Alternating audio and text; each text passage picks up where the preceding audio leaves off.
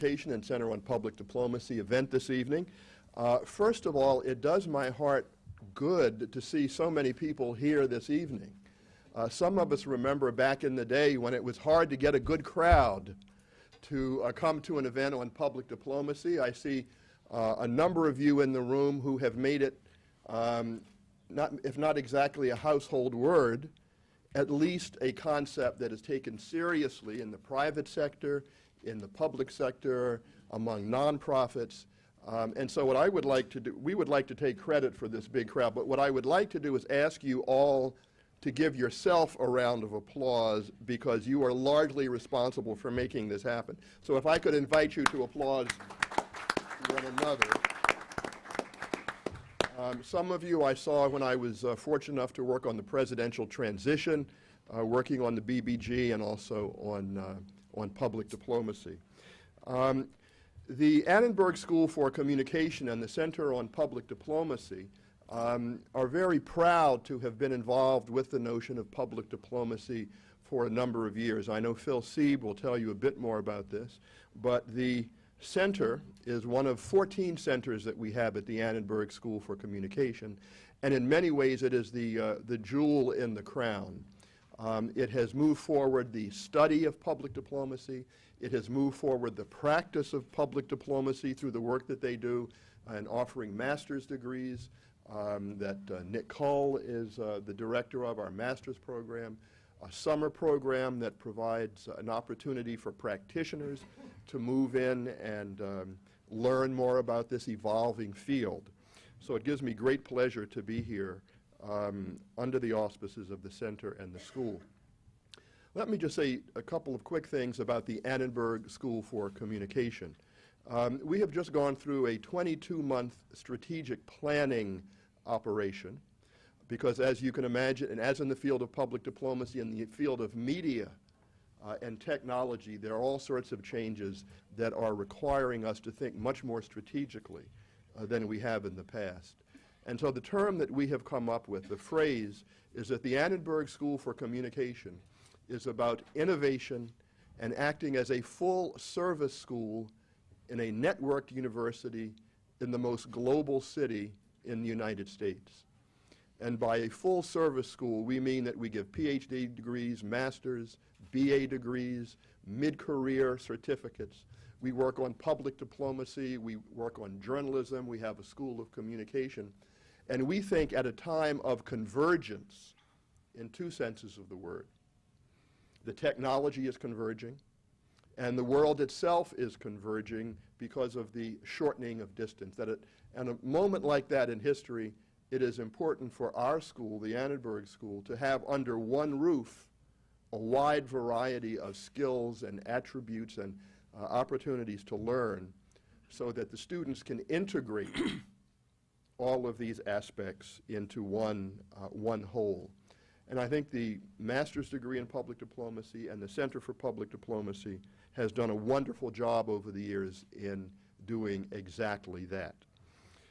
The center is very, very lucky, and we at the Annenberg School are very lucky to have as our new director Dr. Philip Sieb.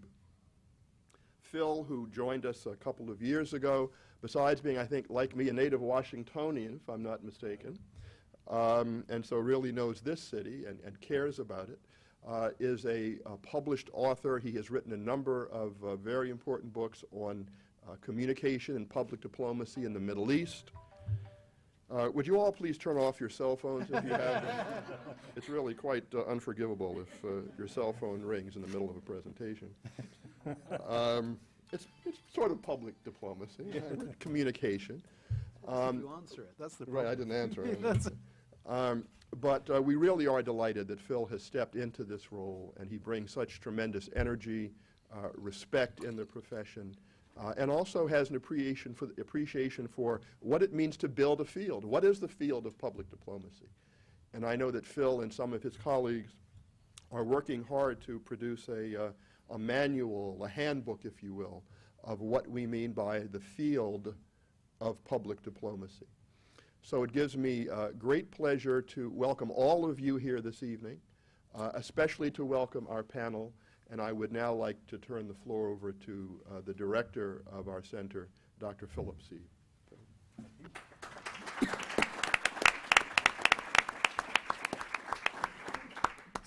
Well, thank you, Ernie, and thank you all for being here. We view you as the heart of the public diplomacy community in the United States, and we're delighted to have you here. And those from other countries who are here, we're particularly delighted to have you to share in this discussion about public diplomacy. I'd like to recognize just a few people from our advisory board, including our chairman, Bill Luers and Wendy Luers, who are right here.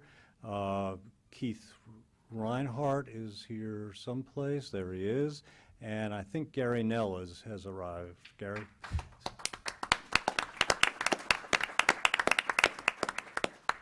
Now, we've provided you some material about the Center on Public Diplomacy, and we invite you to peruse that at your leisure.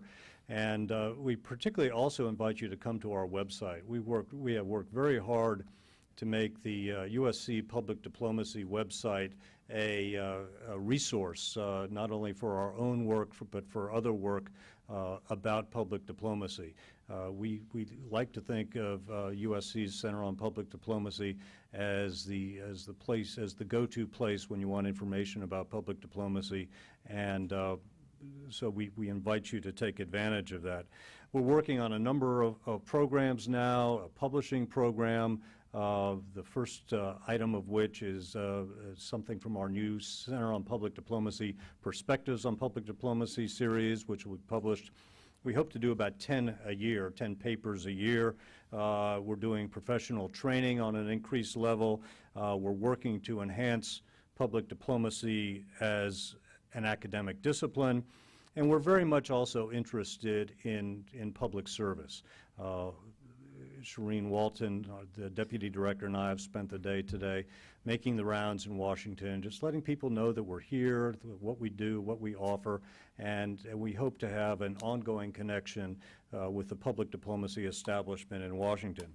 And I really want to underscore that we look at this work that we're doing at the Center on Public Diplomacy as not just a job, not just another academic program, but rather we have a deep commitment to helping to make public diplomacy a dominant factor in 21st century foreign policy.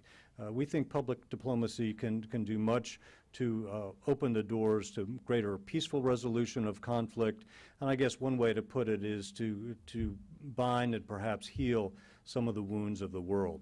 And that is our mission, and we invite you to join with us in that. Now, this evening, this panel will discuss a new book called Toward a New Public Diplomacy, which has been just published, was published September 1st by Palgrave Macmillan. It is also the first book in a new series called the Palgrave Macmillan Series in Global Public Diplomacy, which I am co-editing with Kathy Fitzpatrick, who is on our panel. And what we're going to do this evening is ask 4 of the chapter authors in this book to talk very briefly about the points of their chapters. I'm going to give them very cursory introductions and let them talk about themselves and their chapter as they see fit. And then by design, we will have plenty of, they'll talk briefly, which will give us plenty of time for question and answers. The panel and the order in which they will speak is Professor Nick Cull, the University of Southern California, who is the director of the Masters in Public Diplomacy program at USC. Tom Farr from Georgetown University, Kathy Fitzpatrick from Quinnipiac University, and Abby Williams from the U.S. Institute of Peace. And so, Nick, I'll let you get started. Oh, thanks very much, Phil. Now, one of the amazing things about this book is the speed with which it was put together. And it was, I think, more or less a year ago to the day that Phil said he was planning to do an anthology on American public diplomacy to bring together some innovative thinking and create a collection that could be a resource for the incoming administration, and to receive a copy of the book, to look through it, and to see how that all fits together, to me has been a great source of pride, and a personal pride, and I think it's remarkable how Phil has been able to pull together such an interesting and diverse group of authors who really do have new things to say about public diplomacy. And I do a lot of panels. I am the token historian in a lot of anthologies on public diplomacy, and I think to create a new mix on the subject is no easy feat. So I really congratulate Phil on what you have accomplished. And one of the things that I think is particularly a strength of this volume is that you have brought together younger scholars whose work hasn't been seen in the maybe hasn't been seen so often in the debate, saying new things about new technology, for example, and the value of an outside perspective. And it's wonderful that you have found scholars from Russia, China, and Egypt to bring their perspective, because ultimately what we think about American public diplomacy is fine and dandy, but if the foreign audiences aren't being engaged by what is being done, then there is a problem. And reading those three remarkable chapters by foreign observers, there's a lot of strength in American public diplomacy, clearly. There is a lot of fine achievements of the past, but there are also problems, and they're not necessarily the problems that we have identified previously. But my concern when I was invited to contribute my chapter to the book, which is a historical chapter detailing the multiple plans for reorganization of American public diplomacy, starting in 1945 and then going through pretty much every 5 years or so, when somebody has the bright idea of restructuring American public diplomacy, getting a system together that will work. My fear was that I thought, well, it's nice that Phil's putting this anthology together, but the guy is, there's such a head of steam, I felt, in the fall of 2008, where we'd had Kristen Lord's report, we'd had all sorts of other discussions. Really, a head of steam was building for something to change in public diplomacy. And I was thinking, oh, poor old Phil, we're all doing this book, and he thinks it's going to be relevant to the new administration. By the time this book comes out in the summer, late summer of 2009, it'll all be over. And the new structure will be in place, just like it was in the Eisenhower years when it took him 6 months to launch USIA, and boy, was I wrong.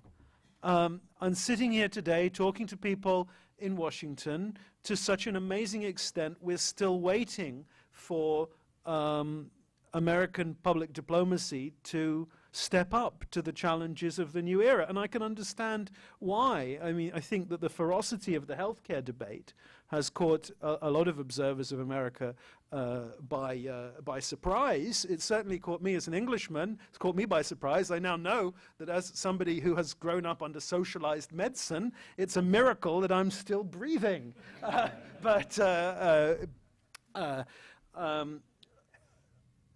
The thing that worries me about my own piece in the book is the sense that I get rereading it, of the optimism that there was at last a will to tackle the really difficult questions in American public diplomacy, the questions of structure, the questions of the relationships between the different elements of American public diplomacy, and above all, the question of strategic direction, of getting a mechanism where to actually connect the direction of American public diplomacy to its execution. But still there are these fundamental flaws of how are the public diplomats in the field connected to the Undersecretary of State. There are so many bureaucratic barriers separating the Undersecretary from the people who are actually in the front line of American public diplomacy. So I feel, I hope that maybe this book can remind us that public diplomacy should be on the agenda and can start to rebuild that head of steam that so many of us sensed in the fall of 2008. I have been struck by the amazing achievement of American public diplomats this year in putting the president out before the world and the response of the world to the president. He's certainly saying the right things, going to the right places, but public diplomacy is about more than that. It requires the right structures, it requires the right attitude of the nation, it requires deeds that back up the words, and I feel that it requires listening. And too often I still see that listening is missing in the public diplomacy of many nations, and this isn't the only nation where I see a listening deficit. People talk about listening in their confirmation hearings, but then when they are actually in office, they fall back on other priorities. And I hope that this book can just refocus attention on a very important debate, and I think on an area of foreign policy on which the future of American foreign relations, for my money, the future of American foreign relations depends. But thank you very much for being here, and congratulations to Phil for a terrific book. Thank you. All right, Tom Farr. Well, let me add my congratulations to Phil and my appreciation for being invited to join this project. Phil contacted me when he read a piece that I published in Foreign Affairs entitled Diplomacy in an Age of Faith, and he asked if I would be interested in doing something on public diplomacy in an age of faith, and I jumped at the chance, joining with my co-author, who is not here tonight, Jennifer Marshall. She's the, Nick referred to the younger members of the authors that contributed to this book. She's the younger half of our team. It would be hard to be the older half of our team, I think. In the mid-90s, Henry Kissinger published his magnum opus, or maybe he's published several of those, but the one entitled Diplomacy, many of you are familiar with, 800-plus pages, magnificent tour d'horizon of international relations in the modern era, 35, 37-page index. The word religion does not occur in the index. And indeed, if you read beyond the wars of religion, to which he gives a cursory reference, it's as if religion simply disappeared from the world stage.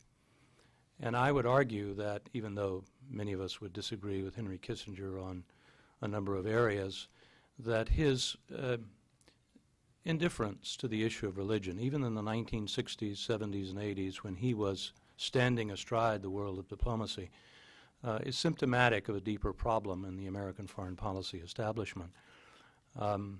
There's barely a mention of Pope John Paul II, for example, or Ayatollah Khomeini's 1979 revolution in Iran, or the development of Wahhabism in Saudi Arabia, or the spread of Pentecostalism in sub-Saharan Africa and South America. These are all, I would argue, transformative developments involving religious actors and ideas and communities, for better and for worse, that our diplomatic establishment has been very, very hesitant to engage. Many of you were told by your mothers not to talk about religion at the dinner table. It's as if diplomats were trained not to put it on the policy table. Former Secretary Madeleine Albright, as many of you know, has written a book recently for which I have been very grateful, called The Mighty and the Almighty, in which she simply admits that this is true, that American diplomats have been trained to stay away from this subject. It's too tough, it's too divisive, it's too hard, it's not polite, it's discourteous. There are a whole bunch of reasons to avoid it. But the fact is that the world is, again, for better or worse, a very, very religious place. And if public diplomacy is the way that we engage foreign publics, if you like, in defense of American interests, then we must understand in this highly religious world not only the motivations but the palpable actions that are being taken by those religious actors, whether they're involved in politics or not, whether they are positive or destructive actors. We don't do a very good job of this. And in our public diplomacy in particular, I would argue that we have suffered from a kind of ambivalence over what religion means, how it ought to operate in the public square or not operate in the public square. It's not good to talk to people about their religious beliefs. It's impolite. It will cause more problems than it will solve. Now, I might tell you, in my 21-year career in the Foreign Service, 3/4 of it, I had no thought whatsoever about religion. I did U.S.-Soviet arms control policy. I negotiated with Soviets and Greeks and Germans about various aspects of our political military interests. But then in the late 1990s, President Clinton signed a law called the International Religious Freedom Act, which put, at least nominally, religious freedom at the center of our foreign policy. I will say to you that President Obama, although he has appointed most of his senior officials at the State Department, has not yet nominated an ambassador at large for international religious freedom. In his defense, if I can put it that way, if he's going to wait as long as his predecessor did to nominate and get into place an ambassador for religious freedom, he's got about 8 or 10 more months to go. I hope he doesn't pay attention to what his predecessor did. Let me, so my premise is that we don't do very well at religion. I agree with Nick, I think the President has said some very interesting and very productive things, particularly to Muslim communities around the world. In the Cairo speech, he made an equally interesting speech in Ghana. He came to the State Department and spoke to the U.S. the U.S. senior moment there, the U.S.-China dialogue here back in June. And he spoke of religious freedom to the Chinese publicly, something that I might mention Secretary of State Clinton did not do publicly. And I thought this was terrific. What does all this mean? I agree with Nick that we need to see some policy legs to this. Let me end or go to the second half of my remarks by making a couple of what I consider to be concrete policy recommendations for our public diplomacy that are sort of the centerpiece of the chapter that Jennifer Marshall and I did. The first would be to find a way to communicate America's own success in balancing the religion-state issue in a more persuasive and winsome fashion. The President began this. Those of you who've read the Cairo speech knows that he had a discrete section on religious liberty right after the section on democracy. We don't do this very well. And it's amazing that in a country that has been so dedicated to religious pluralism, we're not perfect. We've got many problems. Americans of all religious persuasions love to complain. But I think we have a story to tell. We've not told it very well. The Economist noted this irony recently, that a country so steeped in religious freedom has not been able to bring this to bear in its public diplomacy. I agree with that. We need to find a way to do it. Secondly, we need to define and defend religious freedom in a much more productive way. The lowest common denominator to define religious freedom when you're just kind of uncomfortable with the subject is to talk about freedom of worship. Everybody can say, yeah, we agree with it. Everybody ought to have the right to believe or not to believe, to worship or not to worship. If you don't go beyond that, you don't get in a fight. It's when you get into the tough issues that have defined American history, religion in the public square. This is the way we're going to speak with conviction and effectiveness to the communities of Islam. We don't do that very well.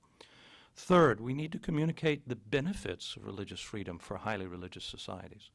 Now, when they hear religious freedom, this policy we've had since 1998, most religious communities around the world, not just Muslims, but Russian Orthodox, Indian Hindus, and others, Buddhists, hear finger-wagging by the United States, complaints about religious persecution. We have to do some of that. But we also have to communicate to these powerful religious communities that if you're really interested in democracy and all of the benefits it brings, by democracy I don't mean just electoral democracy, but rooted, consolidated democracy, you're going to have to get this religion-state issue right. If you don't, it will collapse. We aren't very good at communicating that. And just a couple of others. We need to integrate religious freedom, international religious freedom, into whatever it is we're going to call our democracy promotion policy. Now, as you doubtless know, this administration is, I think, thinking about what it wants to do with respect to democracy promotion. Whatever it's going to be, I can assure you, it won't be called the Freedom Agenda or the Forward Strategy of Freedom. But the United States has been promoting democracy around the world for most of the last century in one way or another. And we've been spending a lot of money since the 1982 creation of the National Endowment for Democracy. It's been primarily a secular enterprise, as if you can go to highly religious countries and stay away from the religious communities. Sort of avert your gaze and they will sort of go underground and not cause any problems. It's not true, it won't work. Fifth, appoint public diplomacy leadership that understands this. Doesn't mean religious people. I'm not talking about appointing Baptists or Catholics or Muslims. I'm talking about people who are open to this issue and are intellectually challenged by it. When I talk to my colleagues at the Foreign Service, I did a series of lectures at Foreign Service Institute. I said, I don't care if you're an atheist or a holy roller. Your job is to engage the world in defense of American interests, and you're not doing your job if you don't understand the religious communities in the countries in which you're serving. So let me end it there. I have a number of other things. Read the book. You can discover what we say about training for Foreign Service officers, changing the culture at the State Department, which, believe me, is a very, very difficult thing. It's like taking an aircraft carrier that's going down a narrow river and reversing course. Very difficult to envision how to do this. The only way that I can figure is that you've got to have people at all levels of that carrier on board, and we certainly do not have that. But it begins with the President and it ends with the most junior Foreign Service officer. Okay. Thank you, Tom. Kathy? Okay, thank you. It's such a pleasure to be here. It's great to see so many public diplomacy enthusiasts, as Bruce Gregory sometimes calls us. And many thanks to Ernie, to Phil, to others associated with the Center for hosting this terrific event here at the museum. Let me begin by saying that my chapter in the new book, which deals with the issue of private sector participation in public diplomacy, presents somewhat of a devil's advocate perspective. And by that I mean that the purpose of my chapter is to challenge conventional wisdom suggesting that the private sector may be U.S. public diplomacy's salvation. So perhaps I should first say that I fully support the idea that the private sector has an important role to play in public diplomacy and that there is great potential for private partners to contribute to public diplomacy's long-term success. But I also believe, and the central message of my chapter, is that the idea of privatization should be approached with some caution. In other words, before we sign the marriage certificate, perhaps we should more carefully examine the potential implications of the public-private partnership. For example, exactly what do we mean by privatization when we talk about privatizing public diplomacy? Many of you know Barry Fulton. I'm not sure if he's with us here tonight, maybe not. But he's pointed out as well that although nearly every study on U.S. public diplomacy has recommended engaging the private sector, the idea of what this really means has not been fully explored. We've heard a lot about the benefits to be gained from private sector participation: increased efficiency, expert resources, lower costs, enhanced credibility. But have we fully examined these issues? For example, do business best practices really translate into government best strategic practices? Certainly the Branding America initiative raised some concerns there. Does delegating public diplomacy activities to private parties really result in financial savings? When push comes to shove, will corporations be there to provide the needed funding for private sector initiatives?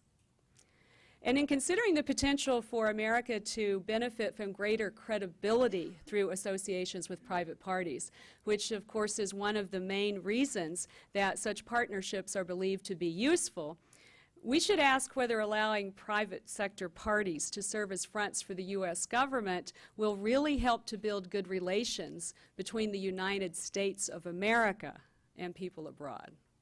Also, it should be noted, I think, that potential private sector partners, businesses in particular, have some credibility problems of their own.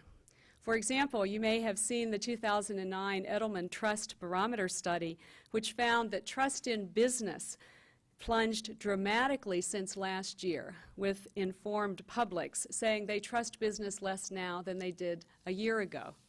According to this research, in order to regain the public's trust, and I quote, "Business must partner with governments and NGOs to address key policy issues and the world's most pressing problems, not merely the ones that impact the bottom line," close quote.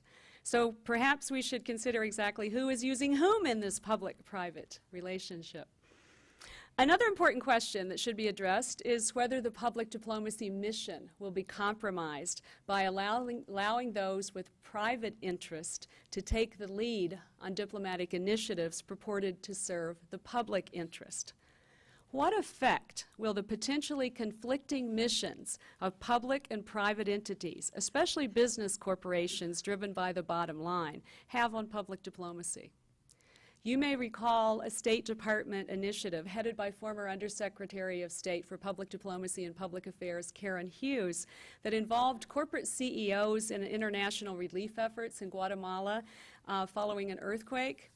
When interviewed by the Wall Street Journal, the chief executive of Deere & Company, Robert Lane, who accompanied Secretary Hughes on the trip, admitted that the motivations of CEOs involved in such efforts weren't purely patriotic.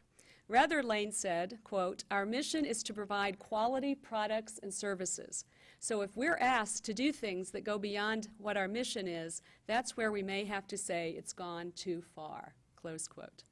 What safeguards are in place to ensure that the government's private sector partners uphold the public mission? The ambiguous nature of the public-private relationship also, I think, raises some key questions concerning management and structure.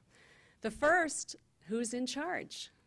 Although only government officials have the authority to speak for or on behalf of governments, of course, U.S. officials have little power to control either the messages or the means used by private parties to communicate and interact with people abroad.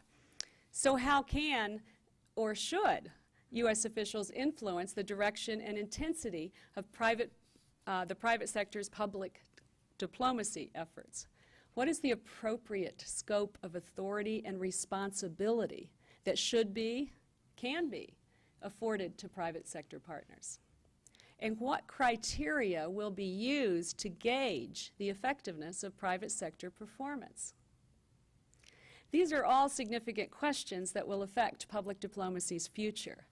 But in my view, the most important question regarding the role of private parties in public diplomacy involves the potential impact on the function itself. And that question is this: by looking outside for solutions to public diplomacy's problems, will U.S. officials avoid the difficult task of building a sophisticated 21st century public diplomacy operation? In other words, will increased public sector involvement provide an excuse for U.S. officials to avoid making the changes and providing the resources needed to improve public diplomacy's long-term success?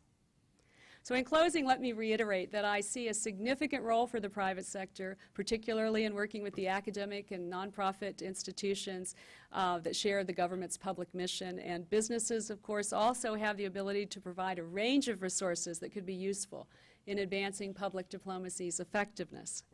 But before we fully embrace the idea of privatization, let's consider both the advantages and the potential disadvantages of relying too heavily on public sector support.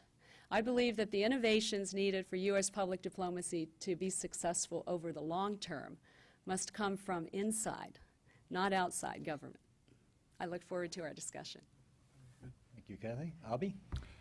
Thank you, Phil. Well, it is no mere formality to say that I want to thank Phil for asking me to be a contributor in this edited volume.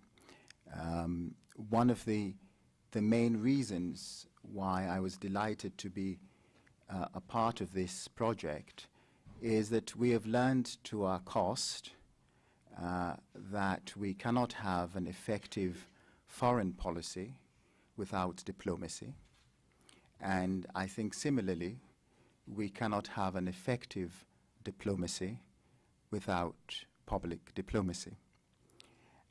My own chapter in the book discusses how American public diplomacy efforts may be linked to military ventures such as the U.S. Africa Command, AFRICOM. And the chapter is both analytical and prescriptive. And what I want to do this evening in a telegraphic way is just to make 5 points about the chapter. First, it makes the case for why the U.S. military should play a role in American public diplomacy. You can see that is not a non-controversial proposition. And it argues that public diplomacy is too important to be left entirely to civilian agencies, particularly as the actions of the U.S. military critically affect the way other countries and their citizens view the United States. The military cannot afford to ignore public diplomacy or to treat it as an afterthought. And the inescapable reality is that the armed forces of the country are often already the public diplomacy face of the United States in many countries. And from my own experience on the ground, the lines dividing public diplomacy from military missions are not as clear-cut as the bureaucratic lines tend to be in Washington. So that's the first question, the first point. But the second, in addition to the normative question of whether or not the military should engage in public diplomacy, there is the practical question of whether or not the military can engage in public diplomacy. And here I think from the Berlin airlift during the Cold War to Operation Unified Assistance following the tsunami in 2004, we've seen that the military is adept in engaging in soft power promotion. And the Pentagon can engage in soft power promotion in a way that capitalizes on its institutional strengths without diminishing the central role of the civilian agencies of the government. And a broad array of public diplomacy initiatives are currently pursued by the combatant commands. Now, the third point I'd highlight, specifically concerning AFRICOM. The announcement of the creation of AFRICOM came in February 2007, the Bush administration, and it became operational a year ago in October.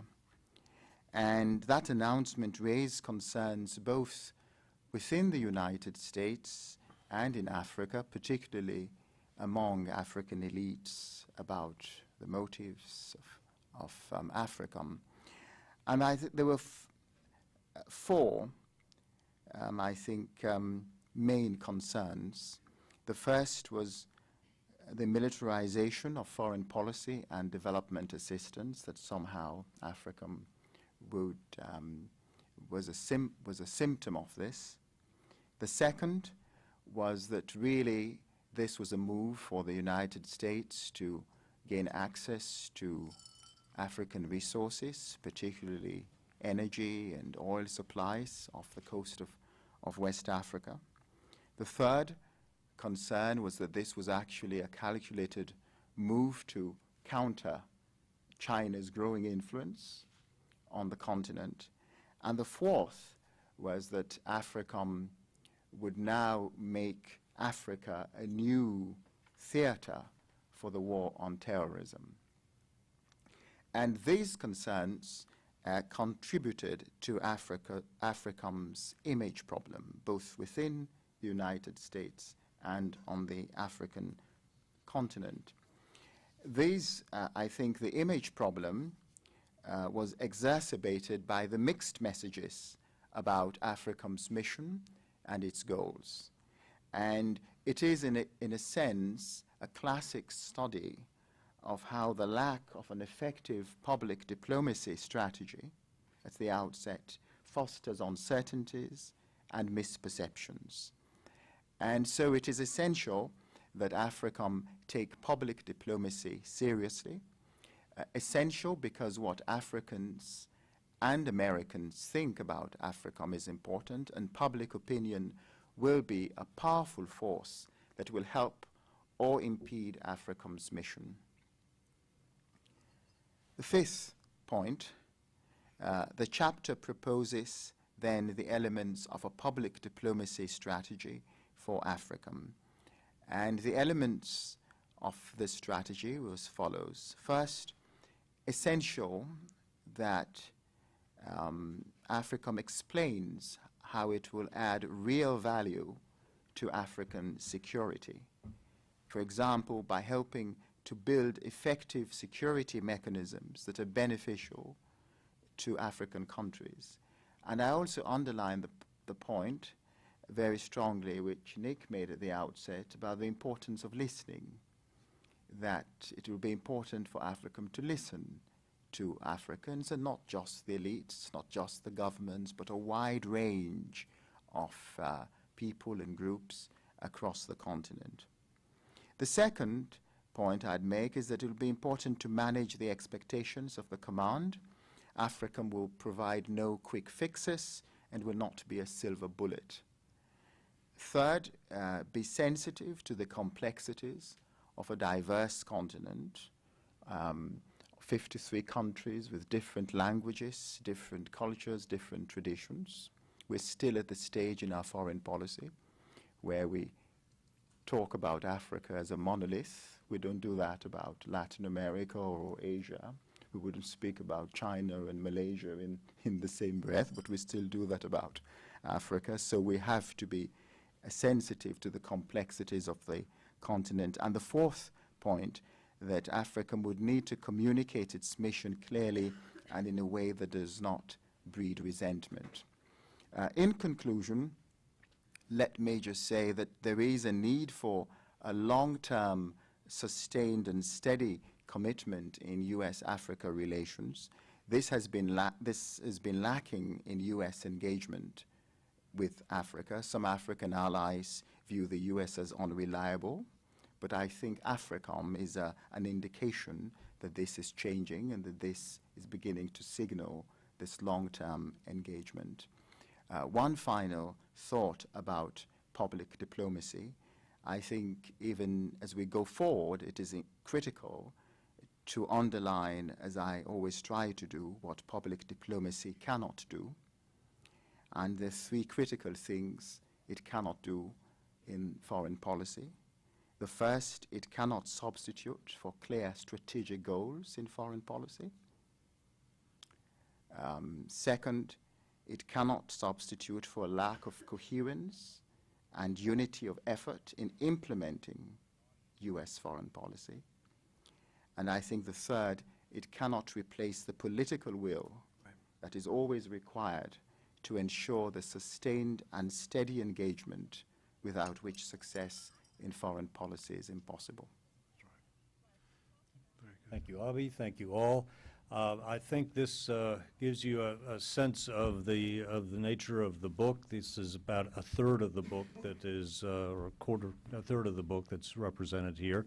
And I should add that Politics and Prose has a table set out there. Every home needs several copies, I think, of this book. And just a note to add on to what Nick said about the evolution of this book. We were putting it together, doing the planning for it in fall of last year. And I will say, if Barack Obama had lost the election, it would have required some quick rewriting of the introduction and conclusion, particularly. But we had a good time doing it, got to meet some new colleagues, and I had a great time editing this volume. Now we have time for questions from the floor, which I hope we will have many. Yes, sir. Could you identify yourself before you ask your question? My name is Tom Dine. I have a background in public diplomacy, having been president of Radio Free Europe, Radio Liberty for 8.5 years, and a variety of other activities, including with Middle East Broadcasting Network now. As I listened to all five of you, and having been an implementer, one word or one concept was missing, although some of you danced around it. Whatever your product is, and even in the private sector, if you're selling Coca-Cola, it better taste good. If you're selling information, it better be truthful, it better be accurate. If you're going to sell American values, you better have something to say, and you hinted at that. Where in your analyses, and I speak to all of you, is the importance of credibility, which I believe then leads to legitimacy? Nick, want to take a shot at that? Well, I think that credibility obviously is the foundation of all communication.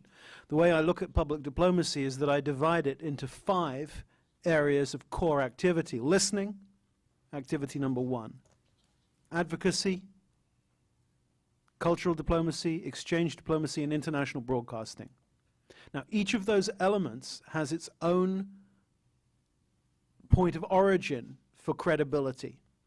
So the credibility of listening is not whether you look at somebody's face and nod when they're talking. It's whether you actually figure what they're saying into your actions, right? The credibility of your advocacy is whether what you're saying is actually relating to the policy of the nation that you're supposed to be advocating for. The credibility of culture is, well, is what you're doing actually reflecting the culture? The credibility of exchange is based on the mutuality. Is something actually being exchanged? Is it equitable? And of course, the credibility of international broadcasting is based on the ethics of journalism, and this building is dedicated to those ethics. Now, the interesting thing to me about each of those elements is that they are very much distinctive and suggest that in order to have an effective public diplomacy, the different elements need to be given very much their own space. And if you try and put your culture and your advocacy together, culture is going to suffer. This is why none of the major European powers house their cultural diplomacy inside their Ministry of Foreign Affairs. That's a uniquely American way of approaching cultural diplomacy. Similarly, there has to be a firewall, as Radio Free Europe knows very well, between journalism and advocacy, between international broadcasting and advocacy. And some of you know I've just finished the first volume of A History of American Public Diplomacy from 1945 through to 1989. It's out in paperback in a month or so and will be $40 rather than $125 for the hardcover, so you might actually be able to buy it and read it. And so much of that history is about the struggle for credibility and for the different elements of American public diplomacy to be able to operate in a credible way by having their own distinct identities. And one of the things that worries me is that sometimes somebody comes along with the overarching rubric of public diplomacy and says, well, that means there has to be authority over all these elements. They all have to be singing from the same hymn sheet. And I'm afraid that isn't what public diplomacy is about. I don't even buy the idea that it's only about influence. I think it has to be about engagement, and it has to be a two-way street. And but that's my position. Okay, let's take other questions. Yes, ma'am. Hi, my name is Deirdre Klein, and I'm from. Oh, sorry, thank you. My name is Deirdre Klein, and I'm from Al Hurra Television. This is more of a comment than a question. I understood that there's a chapter, and I've just picked up the book today, on Al Hurra about lessons learned. And I was a little surprised at that because nobody from the book had ever come to us to talk to us about it. Now, if they had, we would have been happy to tell them that we reach, Al Hurra has a weekly reach, according to international research firms such as AC Nielsen, of over 26 million people. That a vast majority of our audience finds the news to be credible, and that when you think of the 300 channels that are out there, Al Hurra is frequently ranked in the top 20 of those channels. Al Hurra also covers America better than any other Arabic channel. Not advocacy, but about the American people and the American values. We also have shows on human rights and the rights of women. And we just have a new show about called Aliyum, which comes from Beirut, Cairo, Jerusalem, and Dubai. So it allows the Arab viewer to sort of see how an issue goes across the Levant, the Gulf, and Cairo. So my hope is that as I read the chapter tonight, that it's about the strides that Al-Hurra has made and not just a rehash of old and often inaccurate news reports. And also we'd like to invite all of you to come out to Al-Hurra and talk to us about it. But I will say that the authors of that chapter were engaged in the evaluation that USC did of Al-Hurra. In fact, the principal researcher of that was a co-author of this particular chapter. The reach and influence and credibility of Al-Hurra is certainly a matter for debate. And actually now there are 1,100 not 300 Arabic language satellite channels, not all news, of course, and 200 of those are religious channels. So that is something that the new administration is going to have to address, whether Al-Hurra, which some would argue is not the best model to use, should be continued, or whether some different approach should be made.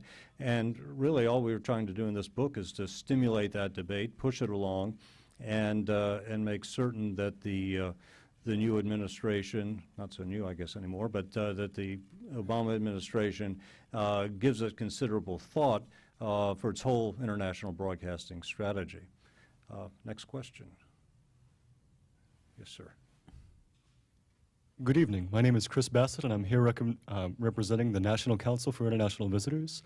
My question is for Dr. Fitzpatrick, and as well as anybody else who'd like to address it, regarding what you see as the strengths, the weaknesses, and your recommendations for nonprofit partners in a public partnership with the U.S. Department of State or other public diplomacy initiatives. How much time do you have?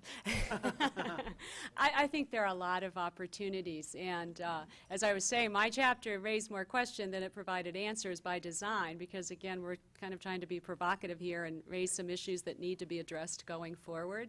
But I think that many of the reports and the proposals that have been done since 9/11 have had some great ideas for academic institutions getting involved, and certainly with research and analysis and so forth. And the exchanges, I mean, I hate to think that we're not going to take a closer look at your visitors program, for example, is one of the most widely acclaimed successes of USIA's time and now. So I think that's really important. I think there's a long list, and my point was that how can we capture it in a strategic way so that we're not just doing piecemeal, haphazard here or there, and doing some really good things that affect a very limited number of people, but can we be more strategic in how we pull our network of private partners together and identify the objectives and work closely with them to ensure that we are moving the ball forward instead of just kicking it around. Yes, sir. Okay. Bob Shadler, American Foreign Policy Council, and over 10 years with the U.S. Information Agency, most of that time directing the International Visitors Program. I thought the questions about the private sector were very well formulated and thoughtful, and likewise the tension between the military and public diplomacy. And I think one might broaden that out, and I'd just like your views on that, with two other fundamental institutions, the presidency and the State Department. And that public diplomacy, if it's to be something other than a small subset of traditional diplomacy, it needs some other way to articulate and be effective, one might argue.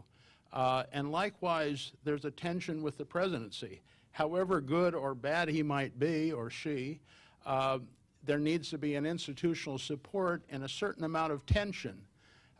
Just because somebody gives great speeches, as you were suggesting, you need a structure behind that to back it up, or it becomes simply a great speech. So I'd like and maybe to elaborate on the military, one gets the impression they have such an acute awareness of the need for public diplomacy and such overwhelming resources that it tends to overwhelm the puny structures that are specifically designated for public diplomacy. So whoever in the panel might want to address the institutional tensions between the presidency, the State Department, as you have done with the military and the private sector. I'll just make one quick comment, and that is that I believe first and foremost public diplomacy should be a policy advisory function. And the purpose should be to help the nation establish good relationships with people abroad. And everything else should flow from that, the programming, the strategies, and so forth. So that would be how I would answer that question, and the policy advisement should be at the highest levels, and it should be, you know, on down the ranks as well as needed. Because without that input, where are we really going to go ultimately? In the work that I've been doing, I've looked at the history of U.S. public diplomacy is encompassing 5 phases, and my 5th phase, which is yet to be realized, is called the policy phase. Yeah, I mean, Oh, go ahead. Go ahead. Just a quick point on the presidency. I think most presidents, in sort of looking at what they can accomplish, say, in the first 6 months of the term, if one were to look at the Obama administration and President Obama, I think certainly one of the major accomplishments in the first 6 months is changing in a positive way the perception of the United States by so many different countries and by so many different communities, and lessening what had become a knee-jerk anti-Americanism, which one had seen during recent years in so many parts of the world, which was affecting the implementation of our foreign policy. I think that has been a signal accomplishment in the first 6 months. But it is also critical that one has foreign policy initiatives to back up the public diplomacy achievements of the president. And I think to multiply the effect would be making sure that they're in sync, both the public diplomacy declarations, perhaps with critical foreign policy changes going hand in hand to multiply and have a greater impact. Tom? I guess I would say that the role of the president is to establish strategic direction in our foreign policy, and that the purpose of public diplomacy is, as one arm of our foreign policy, to advance American interests based on that strategic guidance. I wouldn't agree that the purpose of our public diplomacy is to establish good relations, except to the extent that that is supportive of our strategic objectives. So I think the president is the chief public diplomacy official, but it isn't done simply through speeches. One hopes that speeches are part of a, if not a grand strategy, then a broader strategy.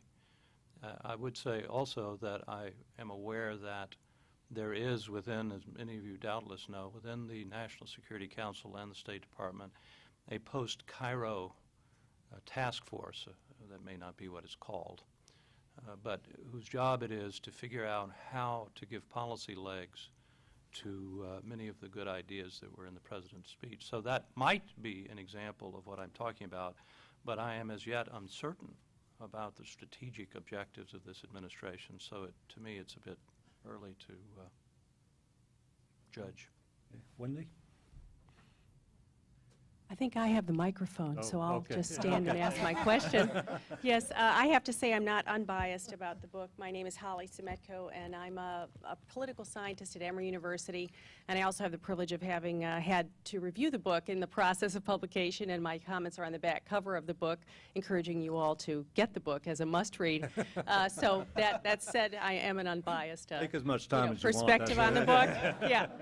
But I did want to ask the panel to comment on international news media, and in particular I want to, because Phil is familiar with Al Jazeera, and because he is familiar with a special issue of a journal that we both contributed to, you know, where is the place for public diplomacy, and what is the effect when you have two very different competing frames on the issue, for example, of the Iraq War, one coming from Al Jazeera and one coming from U.S.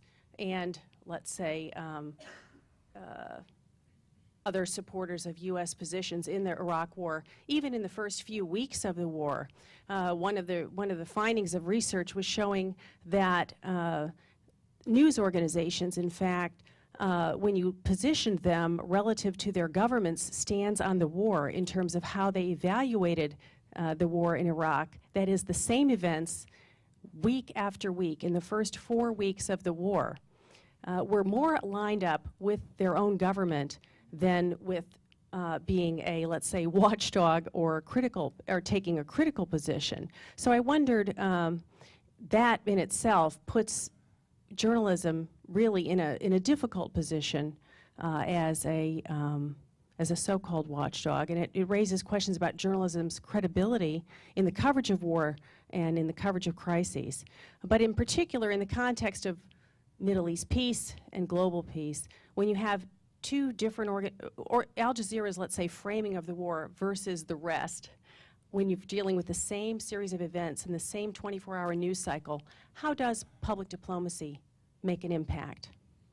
Well, that gets into the whole area of the role of international broadcasting and public diplomacy. One thing I'd say at the outset is Al Jazeera is a kind of a prototype or paradigm, but there, as I mentioned before, there are literally hundreds and hundreds of Arabic language channels, and there are news channels such as Al Arabiya, which have a very substantial audience, and of course you still have the more localized broadcasters as well.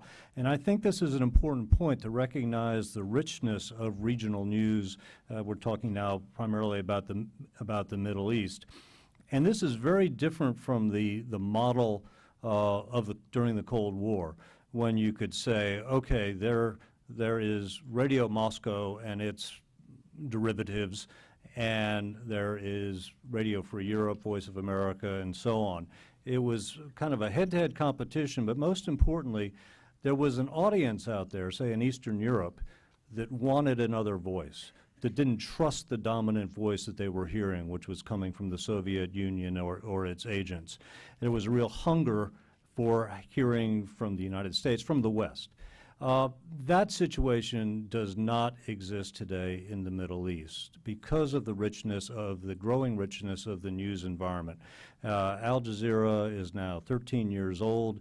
It has spawned many offspring, both in terms of individual stations and the way that journalism has done. And Holly, your mention of credibility is key. Now, there's a lot of criticism within the United States and some other places of Al Jazeera, I'll use that just as an example, for not being objective in Western journalistic terms. I would argue that that's pretty much irrelevant. What matters is that it is credible. That's why it has audience in the region. And people say, and it's interesting, you heard some of the same kinds of comments when Telesur was started in Venezuela, but the dominant thing you hear about Jazeera is we want to see our world through our eyes. We want to see Gaza covered by Arabs, put it very simply. We don't want to see CNN's version or the BBC's version.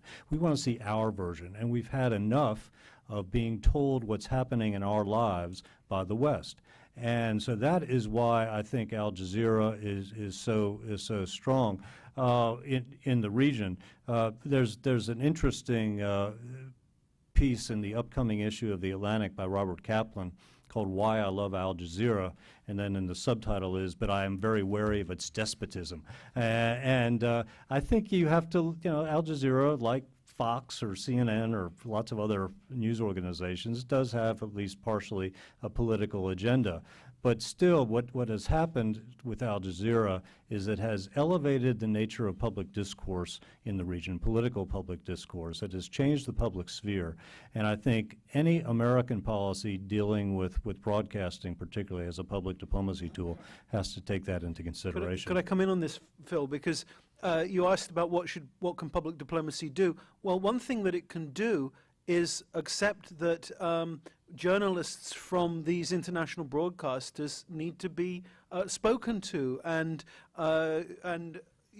included, and this hasn't always been always been the case. There was this crazy period when there was a policy of non-engagement with journalists from Al Jazeera, much to the frustration of Margaret Tutwiler and others.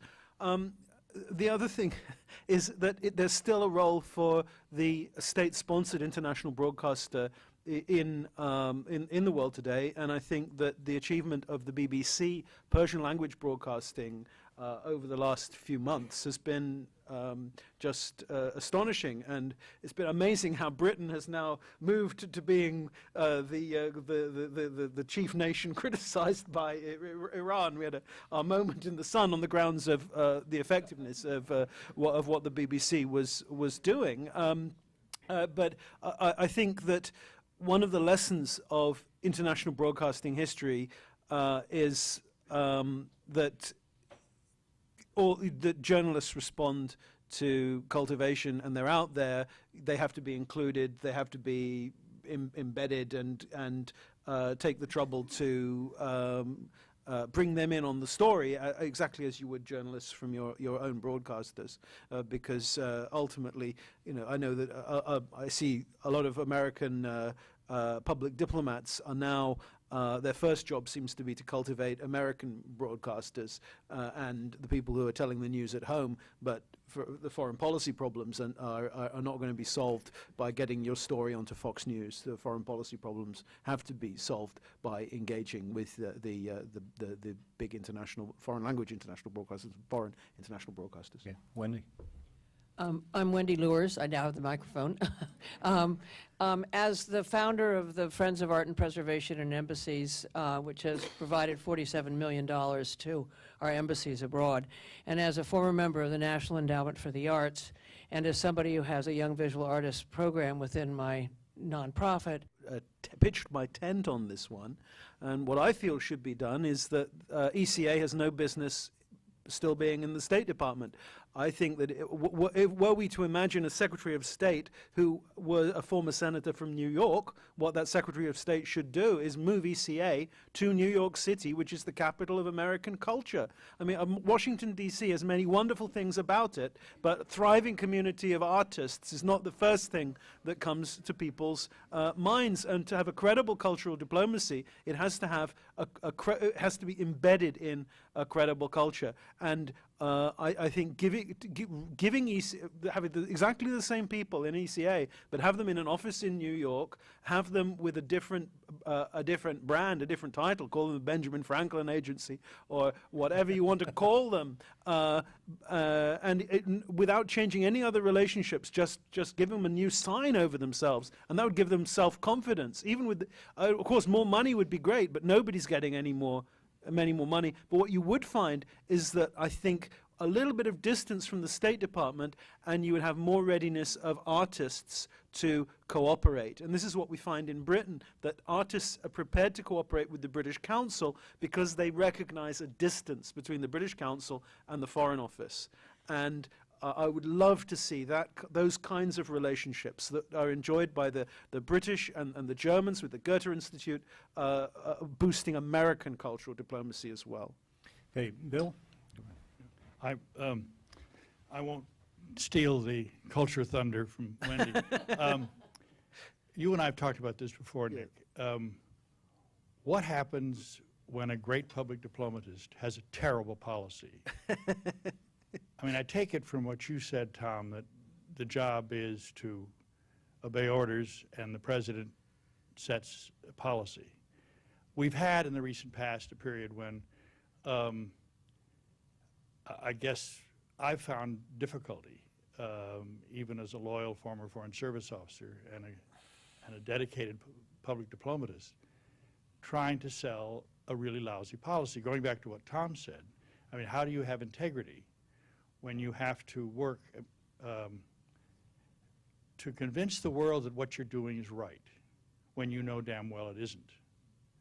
And I take Kathy's point that eventually you have to have the public diplomatist sitting at the right hand of the president saying, look, this policy isn't going to work.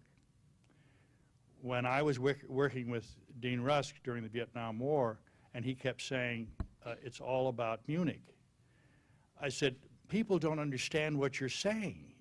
If you haven't got a better argument for Vietnam than Munich, you better just cash it in. Anyway. Well, if I might, in a democracy, I would challenge you to say who, other than the elected president, should set the strategic goals for our foreign policy. God knows I hope you're not suggesting that we take a vote among foreign service officers, or that we simply privatize the conclusion of our strategic. Of course, you're not saying that. Nor was I saying that we should simply salute and take orders. The answer to the problem that you pose, namely, you've got a president who's got a policy that you know is bad, is that you do everything you can within your position to articulate your objections to that policy, and if it comes to it, then you have to resign. But the idea that our foreign policy has got to emanate from anyone other than the elected officials of a democracy strikes me as frankly lunacy. This is the way we operate, and Barack Obama is our president. We don't know what his foreign policy is, frankly, yet, but we're going to find out. And I've been in that position, too, as I'm sure every FSO has. I think you misunderstood my question. If you're training somebody to be a good public diplomatist, I'm not suggesting one certified, God knows, U.S. foreign policy. But I am saying that Spoken like a good FSO. diplomacy, public diplomacy has certain standards that it should live up to. And if it's really selling any product, even if it's poison, because it's your job, then I think it becomes a real test of how professional a public diplomatist should be.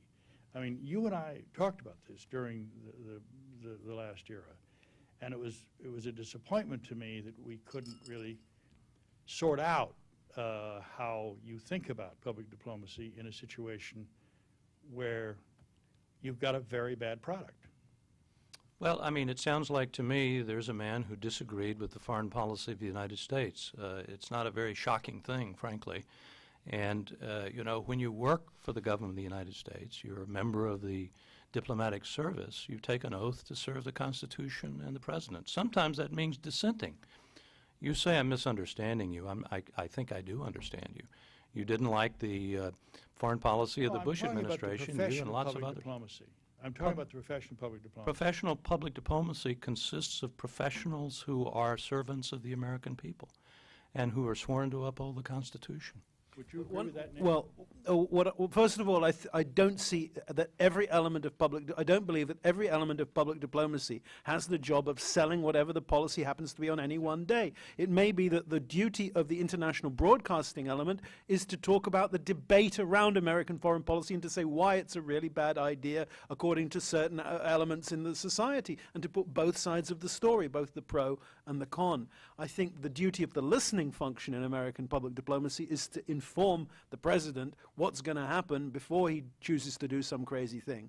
And there was, you had the situation in the 60s where Lyndon Johnson actually closed down key elements of America's listening public diplomacy because he didn't like what they were hearing. And he didn't want the world to know the evidence that he was being told about the inevitability of a world opinion being turned off by the Vietnam War. I think that the advocacy element has to, I think the cultural element also should not be out there pitching for a policy. It should be pitching for a society and reflecting a breadth of a society. When we get down to the advocacy element, then there are points where you're going to have to bite the bullet. But I see public diplomacy as a process, and part of that process should be saying, this is what world opinion is going to be if you do X. it amazes me how many times there has been a mismatch. And we know that the public diplomats knew what was going to happen, but they weren't listened to. They weren't part of the debate. And whatever the crazy policy was goes forward, and then everybody's surprised. Oh, the world doesn't like it when we do X or Y. What a surprise. Yeah. And you know those how many hands at USIA and how many successive crises were there saying, well, we told you so. Why didn't you read our reports? I know that, for example, I know there was a report by Penn Kemble, the deputy director when Joe was director at USIA, talking about the rise of anti-Americanism and predicting a lot of the problems that came about in the post 9/11 era that just didn't go anywhere. So that's what frustrates me. And just one very brief thought as I listen to this discussion, debate. I'm reminded of that impossible prayer which Robert Burns said, could we but see ourselves as others see us, which is almost impossible, at least certainly quite difficult for individuals. But good public diplomats, indeed, all diplomats, help us to see ourselves as others see us. On that poetic note, we will stop and we can continue the discussion in a reception out in the lobby there. Thank you all for your attention. Thank you, panelists, for your great presentations.